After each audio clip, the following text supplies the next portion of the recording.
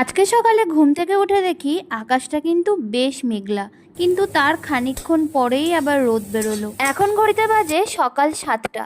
এদিকে আমি ওর টিফিন বানাচ্ছি অফিসের জন্য, ডালিয়া আর রাজমা। আজকের রাজমাটা না দারুণ খেতে হয়েছিল। এই যে ও অফিসে বেরিয়ে যাচ্ছে, আর ও অফিসে বেরিয়ে যাওয়ার পরপরই আমি রান্নাটা বসিয়ে দিয়েছি। আজকে বানাবো পটলের দোরমা ছানার পুর দিয়ে। তো এই দেখো, প্রথমে পটলগুলোকে স্কুপ করে ওর মধ্যে মা এখানে ছানার পুরটা ভরলো, আর এখন এটাকে আমি ফ্রাই করছি। তোমরা যদি ইন ডিটেলসের রেসিপি চাও আমাকে বলো। আর এদিকে আমি লাঞ্চ করছিলাম আর সাথে দেখছিলাম গোপাল ভাঁড়। লাঞ্চ করে একটা পেয়ারা কেটে নিলাম, এখন এটাই খাবো।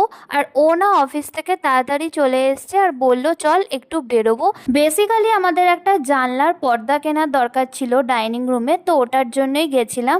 তোমরা কমেন্টে জানিও আমরা কোন পর্দাটা কিনেছি। ওখান থেকে বেরিয়ে আমরা গেছিলাম টার্টলের স্টোরে, ওখান থেকে ও দুটো টি শার্ট কিনলো। তারপর গেছিলাম বিশালে কয়েকটা প্লেট কেনার জন্য, বাট সেরকমভাবে কিছু পছন্দ হয়নি। আজকের ব্লগটা এইটুকুই, টাটা।